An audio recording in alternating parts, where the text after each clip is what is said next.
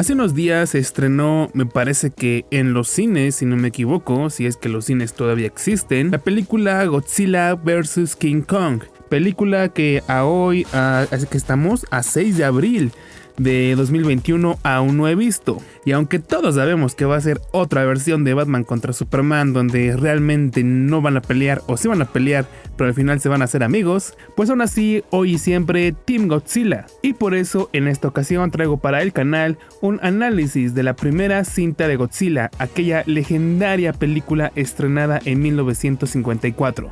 Pero antes les recuerdo, como marca el protocolo, que si les gusta el video, que si les gusta el contenido que estoy haciendo y quieren apoyarme, la mejor forma de hacerlo es dándome like, suscribiéndose y compartiendo el contenido para así ayudarme a llegar a cada vez más personas. Y según he visto con otros canales más grandes, creo que también es importante que les diga que activen la campanita. No estoy muy seguro de para qué sirve, pero supongo que daño no hará. Sin más por el momento, pasemos al video. ¿Cómo hablar de un legado de más de 50 años? Creo que, a falta de una mejor respuesta, debemos empezar por el principio.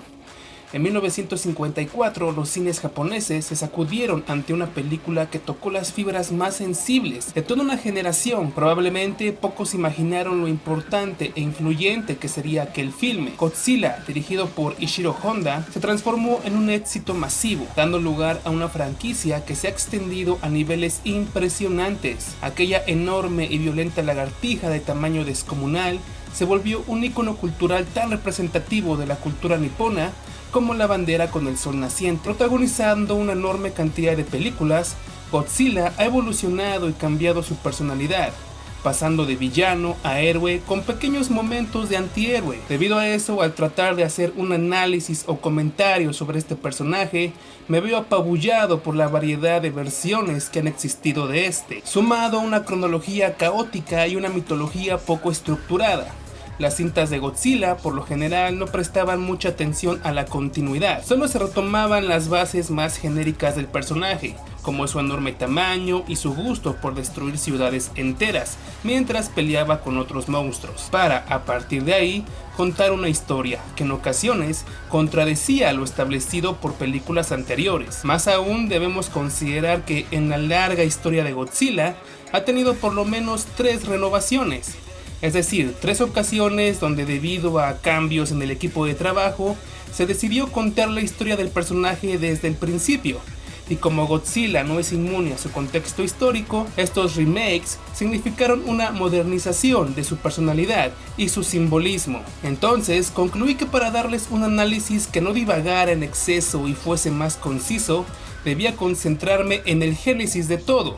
Así que a partir de este momento el video se centrará principalmente en la primera película de Godzilla, aquella que la generación de la posguerra pudo ver por primera vez. Antes de hablar de la cinta en sí, creo yo que para responder qué es Godzilla, debemos preguntarnos antes de dónde viene Godzilla. Godzilla, en su faceta simbólica, es el hijo de otras 2 monstruosidades, el terror atómico y el militarismo japonés.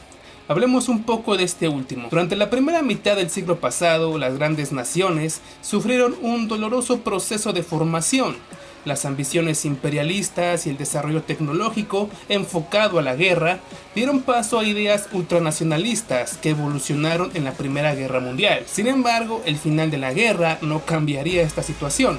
Al contrario, la empeoraría. Japón había decidido participar en la Gran Guerra al lado del bando triunfador, aspirando a tener un puesto privilegiado junto a las otras naciones, que lo verían como un igual. Grande fue la decepción al ver que sus aliados no daban una respuesta satisfactoria ante los enormes sacrificios que los japoneses habían soportado para ganar. Esto provocó un complejo de inferioridad y resentimiento parecido al sufrido en Alemania. Italia, otro país ganador entre comillas de la Primera Guerra Mundial, también sentiría que no fue lo suficientemente apreciado al momento de repartir el botín. En todas estas naciones surgieron entonces, desde las sombras, ideologías violentas, nacionalistas y ultraconservadoras que, usando la manipulación y el miedo, subirían a lo más alto del poder político. Una gran variedad de dictaduras, tanto de izquierda como de derecha, florecerían en aquellos años de entreguerra, como una mortal enfermedad virulenta. El nazismo en Alemania, el fascismo italiano, el estalinismo en la URSS, el franquismo en España y finalmente el militarismo japonés. El militarismo japonés fue una forma de gobierno que surgió tras un pequeño periodo democrático en la historia de Japón, llamado la democracia Taisho, donde ante la debilidad del emperador, los impulsadores de un gobierno civil lograron ganar cierta influencia. Sin embargo, tras la coronación del emperador Showa y el nombramiento del militar Hideji Tojo como primer ministro, se aplastó definitivamente aquel experimento democrático para dar paso al ideal de la era Meiji, de adoración y sumisión absoluta al poder centralista del emperador. La consolidación de este sistema de gobierno se sustentó en un neoconfucianismo corrompido que clamaba una obediencia incuestionable a la autoridad, en lo que Orwell bautizó en su obra 1984 como la desaparición del yo. De esta forma, las facciones militares, progresiva pero continuamente, irían ganando mayor autonomía al punto que ya no respondían ante ningún funcionario civil, sino única y exclusivamente al emperador. Los partidos políticos liberales irían perdiendo su influencia hasta ser asimilados en un partido único, dominado por militares. Esto en realidad no era nuevo para la psique japonesa. Ya desde la era del shogunato se acostumbraba a que los militares ostentaran el poder político. Incluso durante el renacimiento Meiji y el retorno de la figura del emperador como centro de la actividad política en la nación, el emperador en turno era más un símbolo que otra cosa, un títere manipulado por consejeros, muchos de ellos, desde luego, con vastas carreras en el ejército. Así pues, el retorno y radicalización de estas ideas no fueron sorpresa para los japoneses, y muchos, al haber sido educados bajo esos ideales, abrazaron este nuevo sistema absolutista. Para el final de la Segunda Guerra Mundial, este ideal de sacrificio total hacia los intereses de la nación, materializados en la figura del emperador, llegaría a su punto máximo mediante los ataques kamikaze. Cientos de pilotos de guerra japoneses, incapaces de continuar con el esfuerzo bélico, condujeron sus aviones directamente a los barcos enemigos, tratando de causar tanto daño como fuera posible. Y a pesar de que estos ataques no tuvieron ninguna repercusión material de importancia para los estadounidenses, psicológicamente fue una fuente de miedo y estrés. Ese sentido de la autoinmolación en el cumplimiento del deber era algo ajeno y bizarro para el pensamiento occidental, dando muestra de hasta qué punto los japoneses se aferrarían a su causa. Ante esta situación, Estados Unidos decidió dar una brutal muestra de fuerza.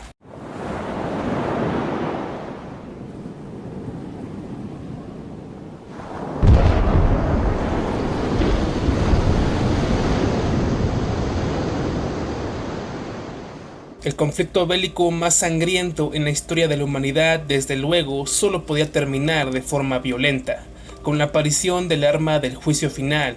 Por primera vez, la humanidad era capaz de destruirse a sí misma por completo. Ante un fenómeno mediático y cultural como Godzilla, podemos encontrar diversos puntos de entrada para analizarlo, pero verlo como el producto del miedo al apocalipsis atómico es, desde luego, el primero de estos. Godzilla, en su interpretación más inmediata, es el producto de toda una nación que voltea a enfrentar sus pecados y su propio sufrimiento. Durante el transcurso de la guerra, el adoctrinamiento en la población era tan fuerte que la simple idea de la rendición no solo era indeseable, sino impensable. No importaba el sacrificio que uno mismo como individuo tuviese que hacer, no importaban los métodos, porque al final del día, la disciplina, dedicación y superioridad del Japón lo llevarían inevitablemente a la victoria absoluta. Y sin embargo, no fue así. Al contrario, Japón terminó siendo doblegado, agredido y humillado. El emperador no era un ser divino con autoridad celestial, era un ser humano imperfecto que había llevado a la nación a un baño de sangre sin sentido. Godzilla entonces sirvió como una forma material y visual de interpretar y asimilar aquel fatídico evento. A diferencia de las películas posteriores, la primera cinta de Godzilla no tiene esa visión caricaturesca y en ocasiones infantil. Es una cinta de desastre, bastante oscura, que progresivamente va aumentando su capacidad de destrucción, iniciando inmediatamente con un accidente naval. Desde ese momento, el ritmo de la trama estará marcado por un aura de peligro e inminencia, que encontrará su clímax con ese imbatible monstruo haciendo añicos los patéticos dominios humanos. Podemos ver a las personas huyendo despavoridamente, completamente impotentes ante esa descomunal bestia, abandonando sus hogares y perdiendo a sus seres queridos con un futuro incierto por delante. Todas estas situaciones, desde luego, eran más que familiares para los japoneses de aquella época. El mensaje de la cinta es una suerte de advertencia acerca de los usos y abusos del conocimiento humano. Hasta dónde nosotros como especie y considerando nuestro pasado somos capaces de manejar ciertos conocimientos. Personalmente siempre he encontrado fascinante la forma en que este sentimiento catastrófico se repite en diversas obras japonesas, al punto de volverse una suerte de cliché. Porque hablando un poco de las secuelas de Godzilla, en eso se convirtió este personaje en algún momento. Un cliché el cual desde la tercera película, donde curiosamente se enfrentaría a King Kong, perdió toda esa seriedad, oscuridad de los que hablé hace un momento. Así que pensemos, si Godzilla simbolizó la tragedia atómica, su acartonamiento e infantilización significó una burla a lo que representaba. La respuesta es desde luego no.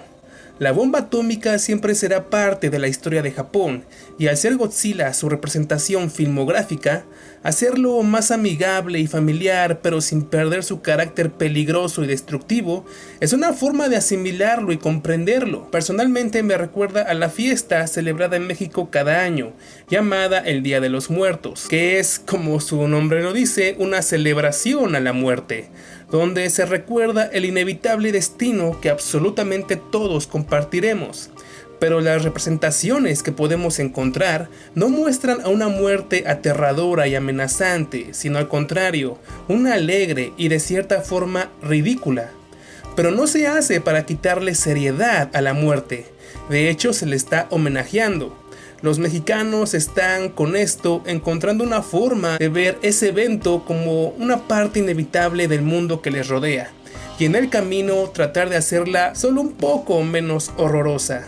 Creo que lo mismo puede aplicar para Godzilla. Otras interpretaciones también muy interesantes nos hablan de la trama de Godzilla como una suerte de resumen de la forma en que Japón vivió la Segunda Guerra Mundial.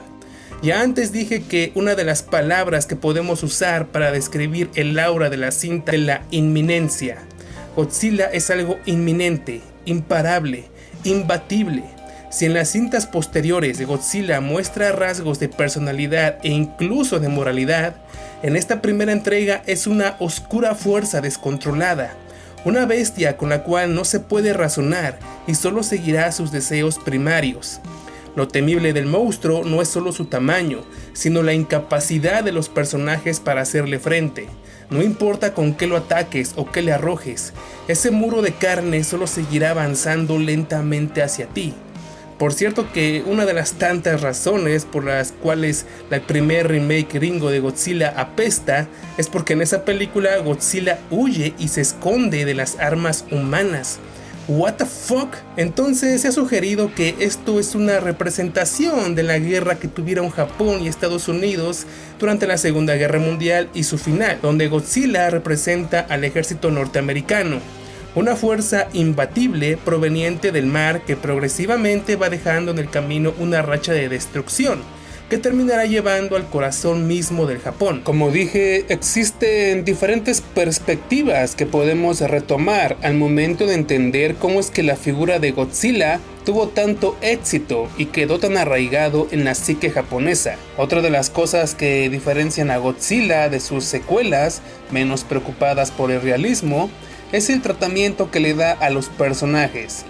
Quizás no lo sabían, pero existen dos ediciones diferentes de Godzilla de 1954. Un corte japonés que fue el exhibido originalmente en las grandes pantallas niponas y otro norteamericano. La diferencia es que en este último se agrega un personaje occidental que se vuelve el protagonista. Este cambio se dio por razones comerciales, ya que la edición original era considerada demasiado japonesa para el público occidental, con un ritmo muy lento, pero principalmente el mayor desconcierto es que no existe un protagonista durante todo el comienzo de la cinta. La ausencia de esta figura central a la cual el espectador se aferra para entender la historia ciertamente resulta un poco incómoda para una persona más apegada a una estructura narrativa pues más cercano a lo que se acostumbra en Hollywood. No es sino hasta cerca de la media hora que finalmente nos son presentados los personajes principales de manera casi casual, pero cuando llegan es maravilloso, ya que la cinta no tiene empacho en darles una personalidad definida y distintiva e incluso desarrollarlos. Probablemente jamás en la historia de Godzilla los personajes humanos volverán a ser tan importantes. Es fantástico ver a estos protagonistas teniendo conflictos y debates morales sobre cómo reaccionar ante la existencia de Godzilla. Tenemos a Hideto Ogata, un utilitarista para quien no hay nada que discutir. Godzilla es una amenaza que debe ser contenida o destruida. Tenemos al Dr. Yamane, para quien Godzilla es una potencial fuente de conocimientos invaluables y cree firmemente que se debe preservar con vida al monstruo. No cambia de parecer hasta que ve la destrucción causada por este ser y comprende que ya no es una cuestión académica, sino de vida o muerte. La trama coloca a los personajes en situaciones extremas, obligándolos a actuar acorde a esto. La perfecta imagen de esta idea es el Dr. Daisuke, mi personaje favorito de toda la saga, quien logra crear un arma tan poderosa y peligrosa que es de hecho la única en toda la historia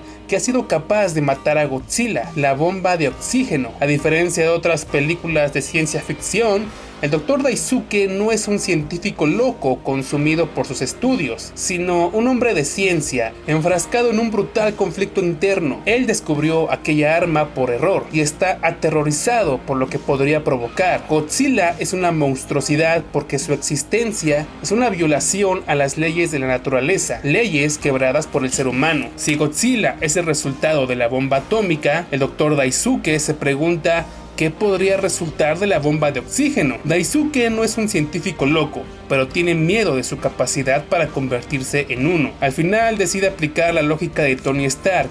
La mejor arma es la que se dispara una sola vez.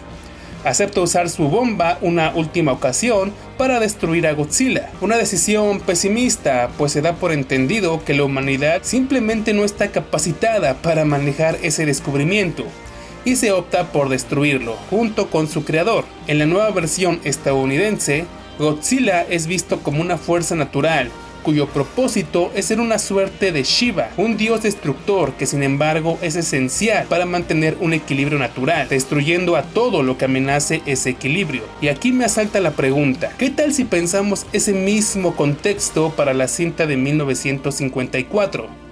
Godzilla ya no es entonces una violación a las leyes naturales o una bestia irracional, sino un sistema de autodefensa de la naturaleza, enfrentándose al único ser cuya monstruosidad mostró ser mayor y que incluso fue capaz de derrotarlo, el ser humano.